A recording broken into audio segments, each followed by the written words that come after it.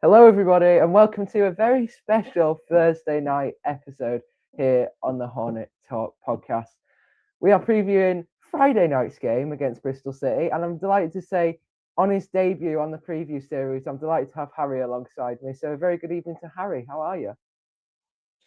Yeah, I'm good. Excited for my first YouTube preview after George's late dropout. And I'm in from the subs bench, so I'm happy to be here. Yeah, brilliant to have you here. Now, a very warm welcome to a new regular on this feature. So, a very warm welcome to Caden. How are you? Well, thanks for having me on again, Liam. Yeah, I'm really good. Looking forward to this preview. It should be good. How about yourself? Yeah, not too bad. Not too bad. Not been up to much tonight, but yeah, just getting ready for the preview. So, without further ado, before we get into tonight's episode, just a quick word on the Hornet Talk podcast Unfiltered. A live space every Thursday, 8 p.m. And this video is going out hopefully at 7 p.m. So it'll be an hour before the space. So we want as many fans to get involved and have their say on Watford. And Caden will be hosting that alongside either me, George, Harry, one of us. So yeah, it'd be good if you can join us and have your say on Watford. If you can't, make sure to listen back on Twitter, and it will be uploaded to Spotify afterwards, so you can listen back. Now, again, before we get into the main build of the episode, I'm just going to pass over to Caden to talk a little bit about our partnership with Together 32. Yeah, thank you very much, Liam. We're very pleased to have this partnership with Together 32. Together 32 is a safe, friendly peer support group for adults bereaved by suicide or anyone struggling with their mental health after a loss due to suicide. Sessions take place once a month on every third Thursday at Dunstable Football Club. Go and follow Together 32 on Instagram for further details. And if you are struggling, go along, seek support, and they will signpost you to the best places for you. There are mental health support workers, and they just want people to know that they're not alone. No one's ever alone. You just need to speak up and get the help. So if you need support, go down to Dunstable Town Football Club every third Thursday and get the support you need, courtesy of Together 32. Thank you for that, Kate. And I'll leave a link in the description to Together 32's Instagram so you can have a look. And if you need support, don't be afraid. It's okay. Go down to every third Thursday to Dunstable Town and have a chat about mental health and how you're feeling. Now, moving into the main body of the episode. Now, Caden, how big of a test do you think Bristol City is this week? And do you think this is a big game in our season? Well, look, Bristol City is a massive test. Last game was a massive game for our season against Ipswich. I personally believe the season's done. So we're just consolation points now. It'll be a massive test for us. I see it going one way, and we'll get to that later. But it's going to be a really difficult test for us at Ashton Gate. But a couple of players that I think may play, I'm really excited to see play because we haven't seen a lot of them necessarily. Yeah, I think you make a valid point. I think this is, again, Ipswich was a tough game and we probably needed to win that, but we didn't.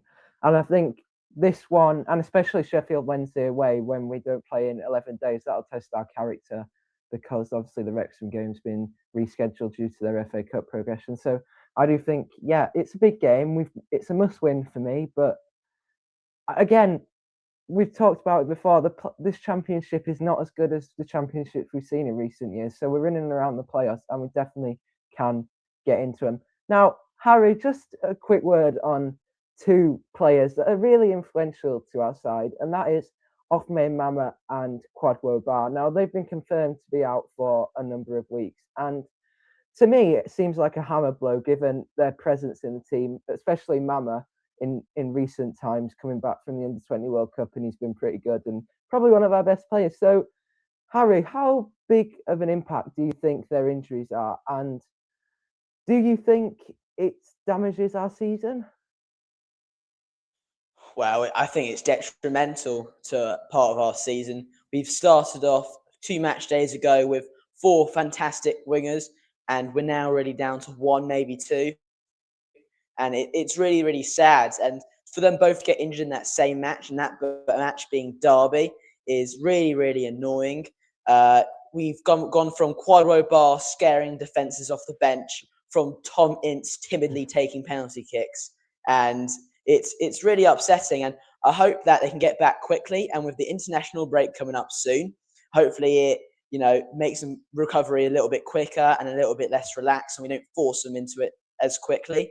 And hopefully they're back sooner rather than later. Because again, as you mentioned, Liam, this championship is poor.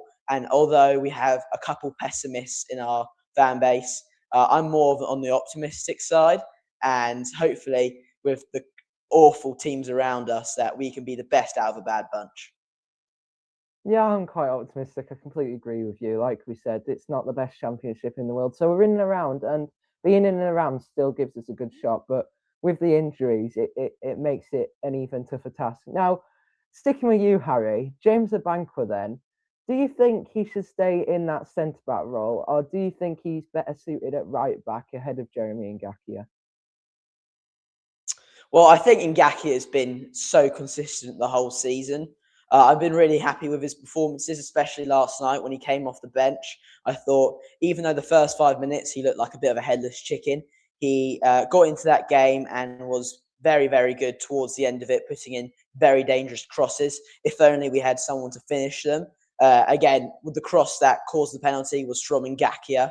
And so he is someone who I think should be a big part of our side going to the end of the season. And so should James Abankwah. He's been fantastic the last couple of games for us. Although yesterday he showed a bit of his inexperience in the back line with that tackle and pulling of the shirts. It was a little bit of a poor performance as of late for him. It wasn't a bad one by any means, but I think he can learn from that performance last night against Ipswich and hopefully get better for the Bristol City game, in which he's going to be a big part of my predicted lineup. Yeah, I think given that he had a big run out of the side, I think it's hard for someone to come back and do really well. But for me, Abankwah's been really, really solid. And whether he's alongside Pollock or Mfuni, he seems to be like a brick wall almost. They can't get through him. He's a brilliant tackler. He's a brilliant carrier of the ball. And I also think he's quite good at making recoveries. And again, we saw a few last-ditch tackles from him yesterday, a bit inexperienced. He probably shouldn't have made them. It was on a yellow card and he was on thin ice for the rest of the match. So, yeah, but again, I do think he's a really, really solid player for us. And, yeah, I think I agree with you, Harry, probably has to be in the centre-back role over the right-back role. But then again, saying that, Pollock, if Mfuni, because we'll get onto him later, he's been really, really quality for us.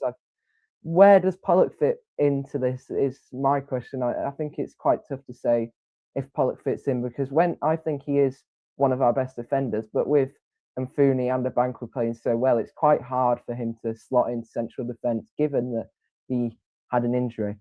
Now, Caden, obviously, the system-wise yesterday, we weren't great. 4 centre-backs on the pitch, I think it was, and yeah, we think it almost looked like a back five, which really we've seen earlier in the season that it didn't work. How do you think Ed still needs to change in this game against Bristol City? And do you think we'll see a better display if he does change his tactical setup on Friday night? Well, look, the bottom line is he has to change it. But the bits I don't understand is we warmed up as a 4, and in training earlier yesterday, we were playing a 4. We played a 4 all day. So why change it to a 5? It makes no sense. I would personally go back to the 4-3-3 against Bristol City, attack them, be a pest, and make them not want to play us anymore. They're probably looking at this game thinking, oh, yeah, we got Watford. Yeah, whatever happens, happens. No, we need to go there. We need to get the job done. We really do. But I think playoffs are off, but we'll see what happens. But honestly, Ed needs to change it. He was very lucky to get away with certain things last night. I don't know what Petrie's instructions were, but Petrie was so bad, and it probably was the instructions by Ed. But I'm really, really frustrated after that performance because first half we were poor and we deserved to lose. Ipswich were popping it about like it was no tomorrow. And second half, I thought we were the better side second half. But at the end of the day, they got the job done. And that's the issue with us. We don't get the job done very often. So, you know, what is expected of us? 4 points from 9 possible, I believe. So that's not good form. So Bristol City are going to really, really play well. But I'm hoping if Ed goes back to a 4, things may happen on the more positive spectrum. Yeah, I do think sticking with the 4 would have been the right option. It went well against Derby. If you look even in Fooney at left back, I think the 4 works better than a 5 because, well, we don't normally play with wing backs. It doesn't really suit our system, I don't think. So I think it's better to play with the back 4, like we had the solid consistency. Now, sticking with UK, just another one on that point.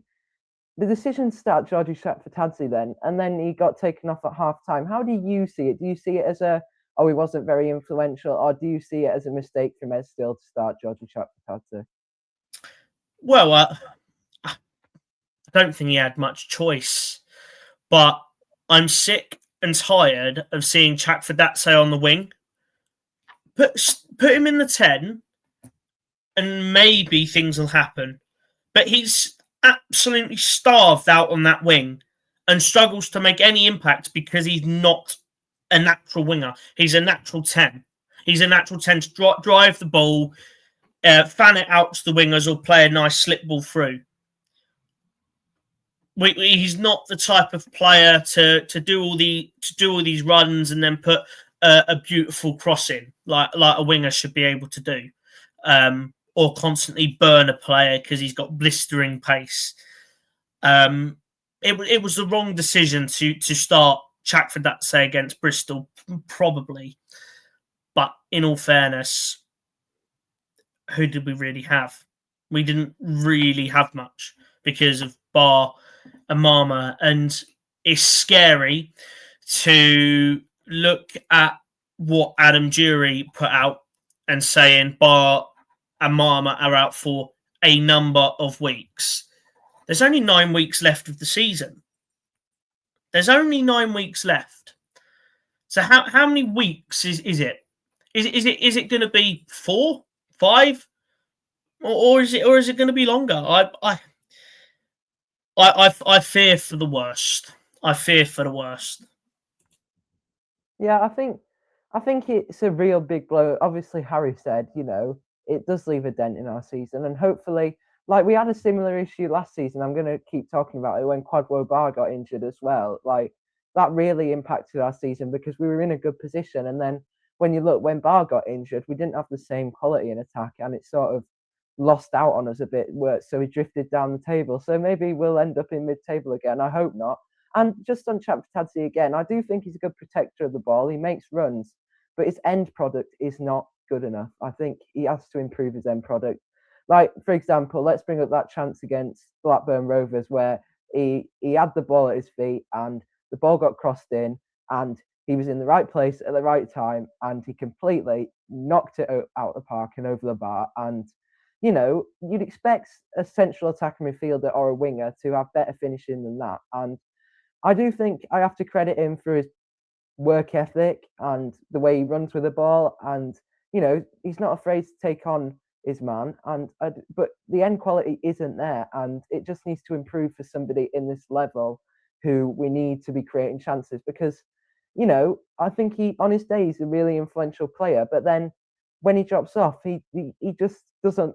It's like we're playing with a 10-man team. Like he doesn't influence the game. So it's tough. But yeah, I completely agree with you, Caden. I don't think it was the right decision to start Chatfatadze, but then again, who replaced him is my other thing.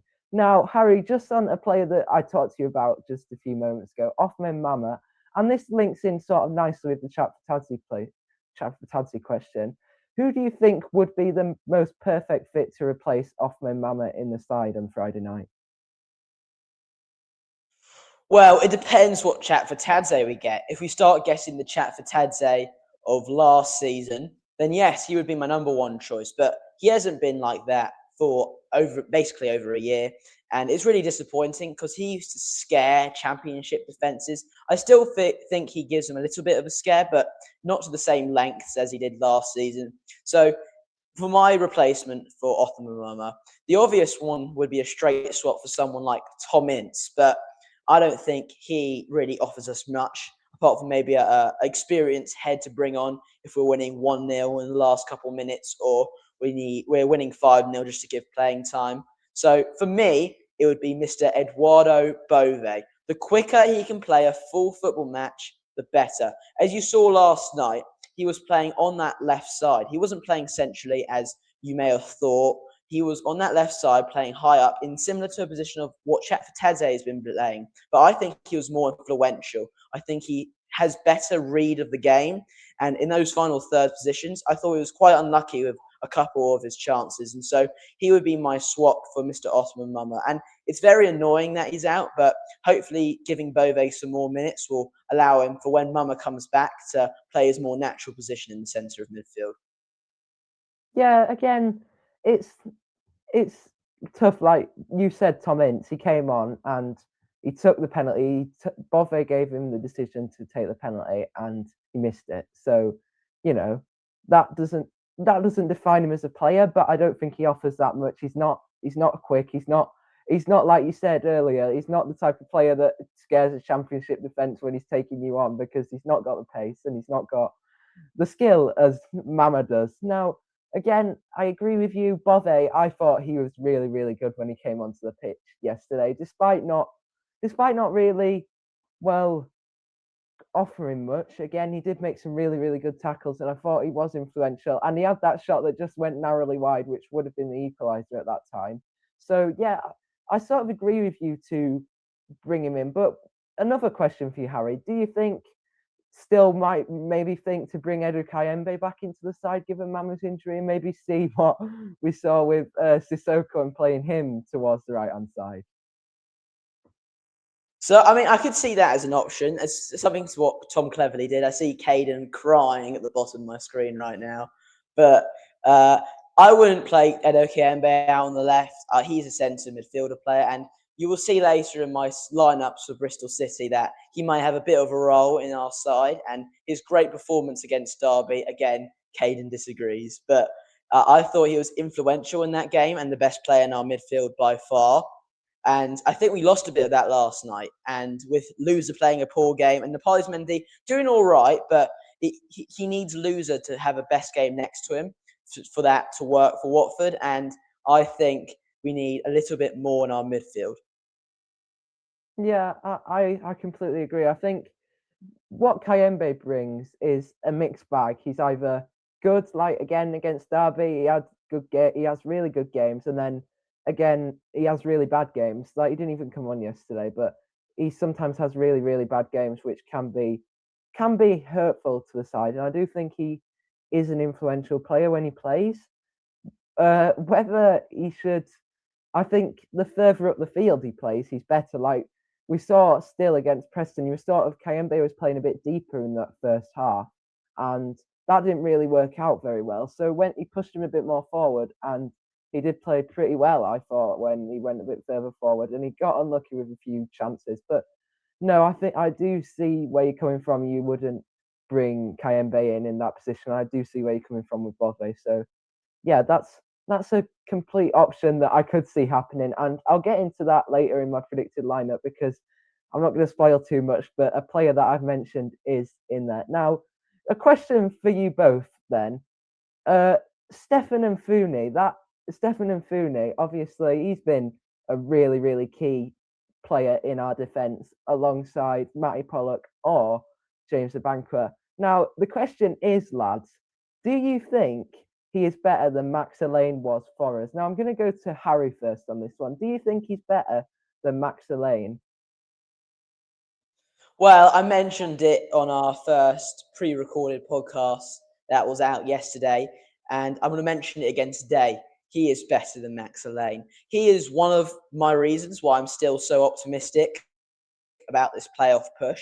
If it wasn't for him, I would be way less down on the happiness chart for our Watford side. And he is a fantastic player. He could play for England one day. He is great. He stopped so many goals last night with last-ditch tackles, and they were all perfectly timed. And with someone with such little professional football experience, he was prolific. And that run when he went up the pitch just shows how much quality he really has and how much the Manchester City Academy teaches players to not just play their own role, but to play more of a total football style, which is why, again, he can play that left-back role, play that centre-back role, play that, even as Hayden mentions, the defensive midfield role. And so I would love to see him be more of a mainstay in our side as he's been the last couple of games.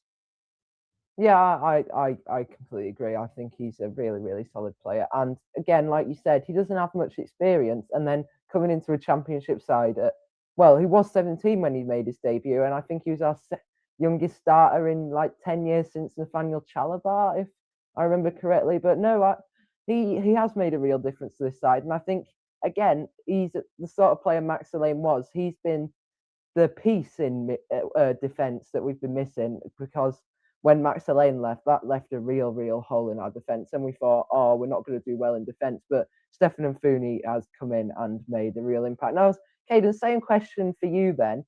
Do you agree with us too and think that Stefan Mfuni's a better player than Max Elaine was for us? Or is it too early to judge? No, the short answer is yes. I think Mfuni is a lot better than Elaine. And some people may say, "Oh, that's very quick to judge," but Elaine took a good portion of games to get up to the level from what we saw of him towards the end. Whereas Mfuni, since his debut, he's been consistent every single game and hasn't had a bad game. He's had one or two bad moments, but not games. I think from 75 onwards, yesterday against Ipswich, he was a little bit off it, but we're gonna see a slight drop off in form in that respect late in games because he has been so good, and he probably wasn't that bad, but we all think he was worse because of what we've seen of him so far. He is better than Max Elaine, but what would be brilliant is next season them loaning Mfuni back to us and Elaine and have both of them in our defence. That would be fantastic, but it's never going to happen. No, yeah, I 100% agree. It would be fantastic, but it's, again, never likely to happen because Max Elaine has been playing for Man City. But then, again, he hasn't played that much recently, so maybe they'll think, well, we only recalled him because because of the injury to Josko Guardiola. So maybe they'll think, well, Watford did a good job with him last time, so maybe he can come back and play in this level. But maybe, again, I do think maybe a mid-table, bottom-side Premier League side could be more of a fit for Max Elaine, because I think City is a big step to just jump in one of the best teams in England and one of the best teams in the world, in fact. So I think it's a big, thing to get a player to just jump in like that. So, yeah, I do think that Mfuni, I completely agree with you both, is probably better than Maxilane was for us. Now, a final question to you both before we move into our final segment of the episode, and that is, how do you think Nestri Irankunda can fill the void that we have with Othman Mama's injury? I'm going to go to you first, Caden. Do you think that Nestroy can live up to the reputation of what Mama was, or do you think that we're going to struggle to find quality in him? Well, look, there's no denying that Nestri has bags and bags of quality. No one's disputing that. But I have many concerns about Irankunda. And mainly, that is his disciplinary record. He is extremely, extremely petulant. Extremely petulant. So we're asking a lot of Irankunda to say, yeah, you're going to fill the void of Mama. You need to keep an exemplary disciplinary record. Don't get yourself injured. Don't get on the referee's back. I don't think Irankunda can do that. So while in the short term we may be thinking, oh yeah, Irankunda, easy fix. Is it? One red card, we basically have no wingers. All that we'd have is Ince, and unfortunately we'd have to play Chak on the wing or go to the academy, which I think we're going to have to do anyway. I think we're going to have to go to the academy. Yeah, I 100% agree, but maybe not on the academy-wise, but then again, we have to look at it as an option. Ed still seems to like Nabizada. He's been in training with the squad, so maybe that's an option. But then again, he doesn't have much championship experience, so to throw him in a deep end in such a physical league is a tough ask. Now, same question to you, Harry. Caden said, obviously, looking at the academy and maybe seeing if Irankunda can live up to the reputation, but how do you think Irankunda can fill the void? And if you don't think Irankunda can fill the void of Mama, who would you bring into the side?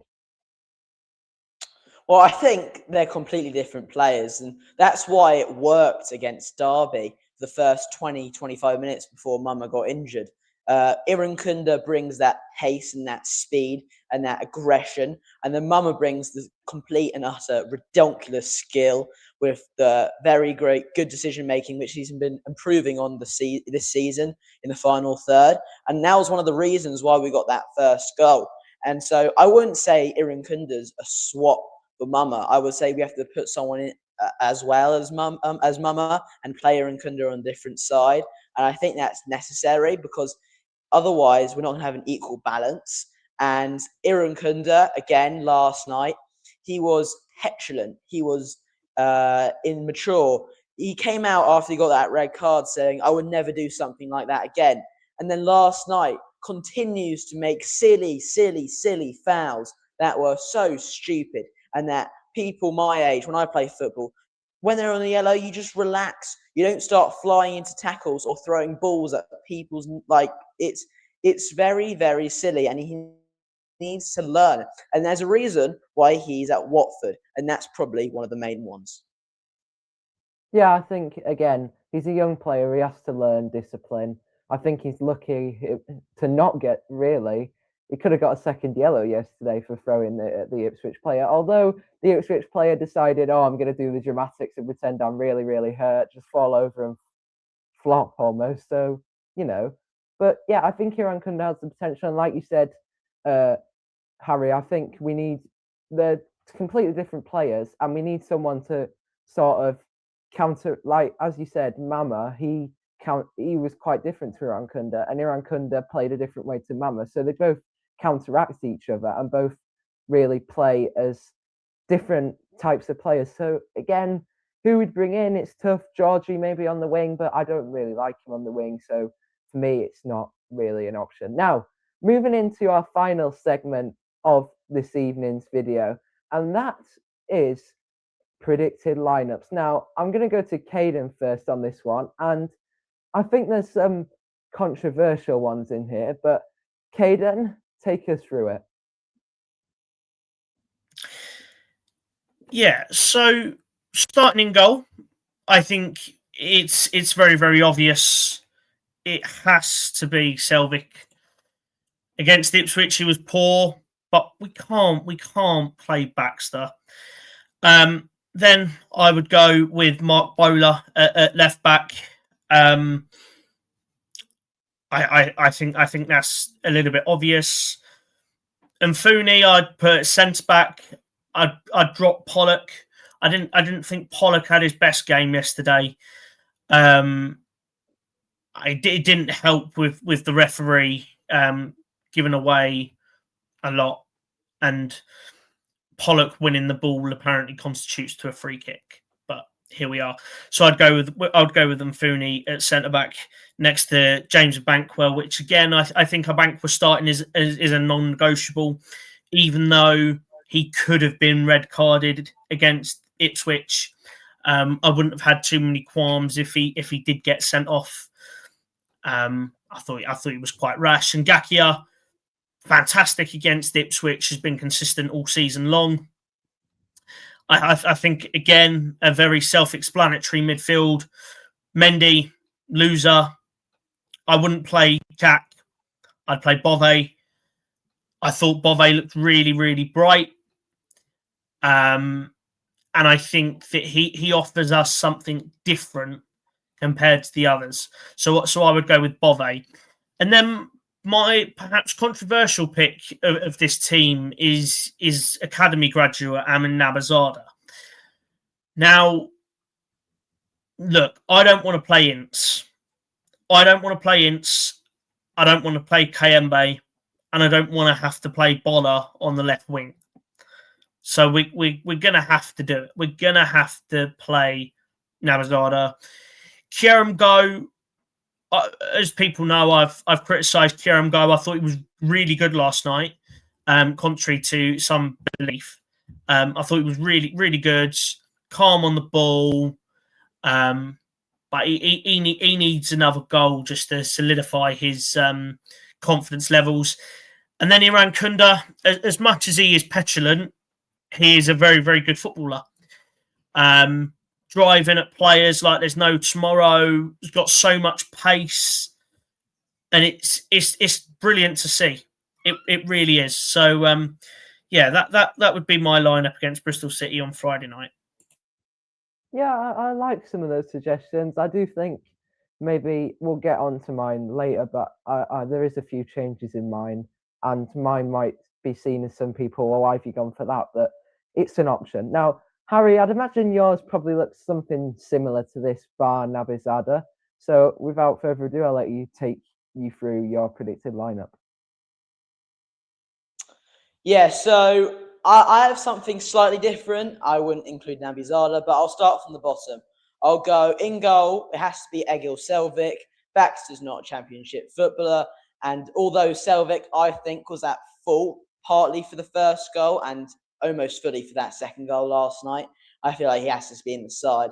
Now, at right back, I'm going to go with Jeremy Ngakia. He was great when he came on yesterday, and I feel like he has to be a mainstay in this side coming to the end of the season. Hopefully, injury does not prevent him from doing so. Then in the centre-back positions, I'm also going to agree with Caden with a Bankwell and Mfuni. I felt like, although Pollock's probably one of the best centre-backs we have at the club, he doesn't fit the style of football Ed Steele is trying to play. He's trying to play fast, attacking football with a high line. And Pollock just, unfortunately, doesn't suit that. He suited a bit more of Javi Grazia's defensive style of football. And then on the left-back position, I'll be going with Mark Bowler.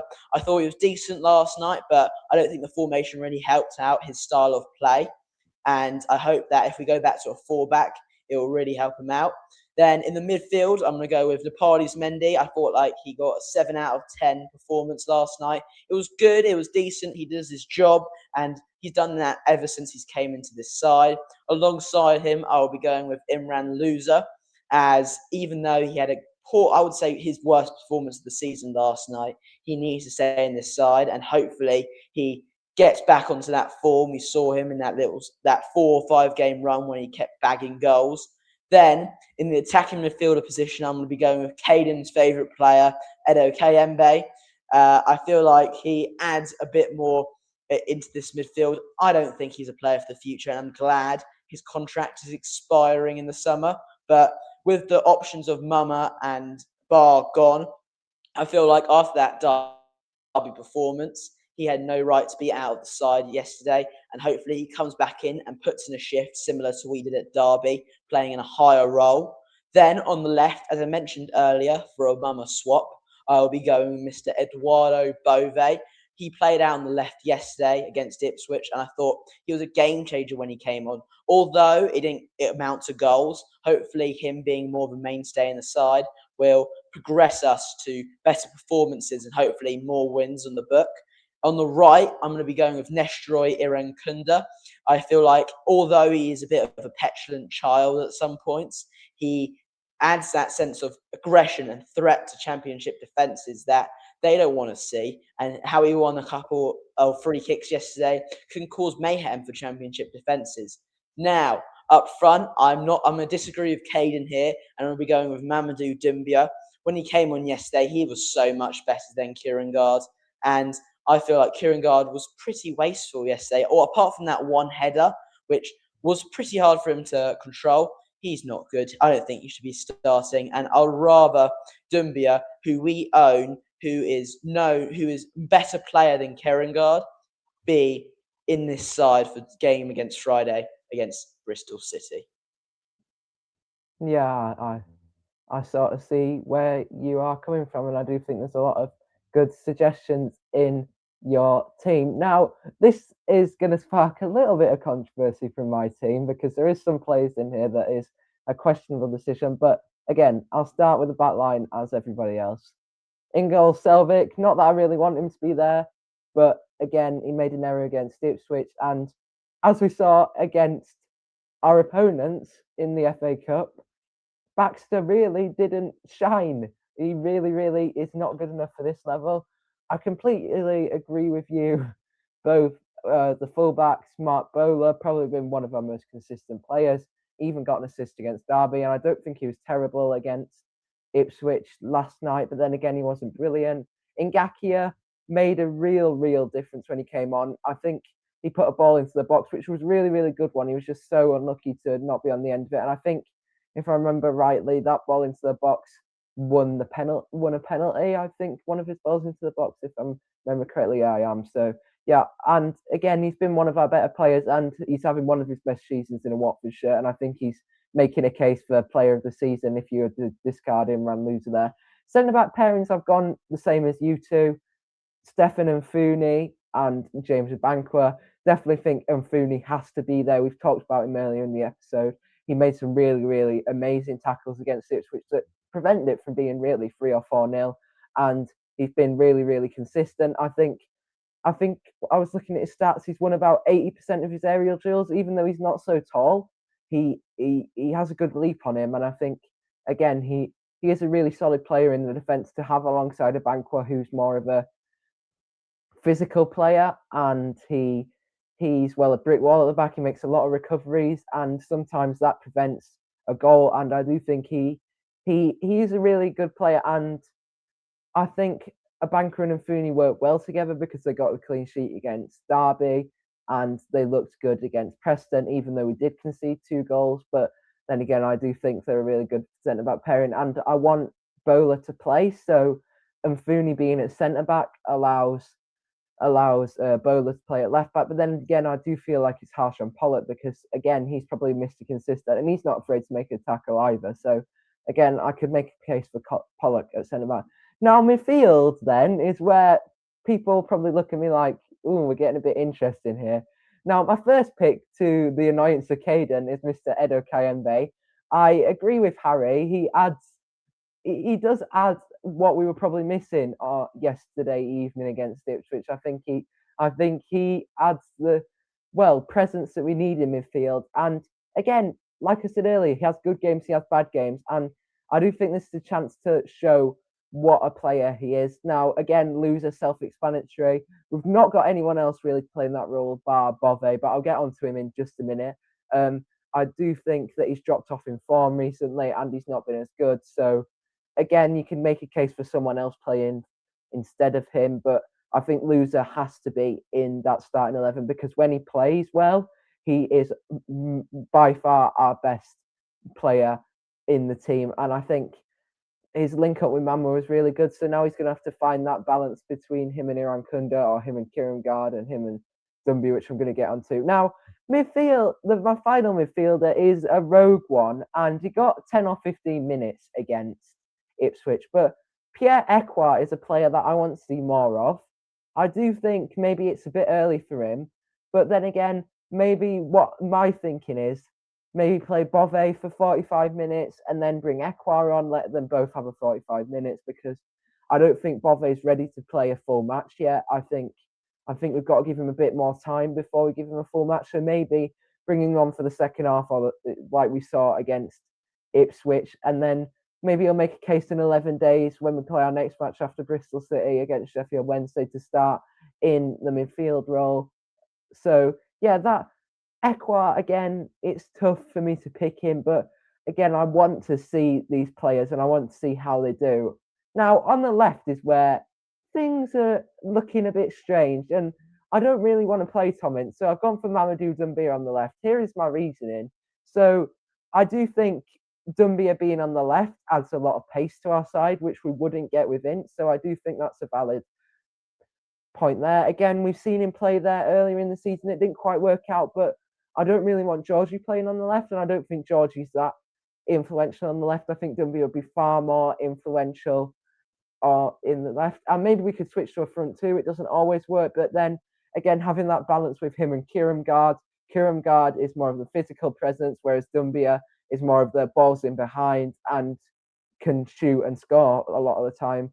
Although his finishing isn't great, he can score goals, and that's what we want a striker to do. Again, Kieran Gard, I think he suits our style of play. When you're looking at crosses into the box, that really, really suits him. And if the Ipswich defence wasn't so tight and we created more chances yesterday, I do think Kieran Gard would have got a goal. And again, Caden, like you said, I don't think he was terrible against Ipswich. I thought he had a fairly good game. And then my final pick on the right-hand side has to be Nestri Irankunda.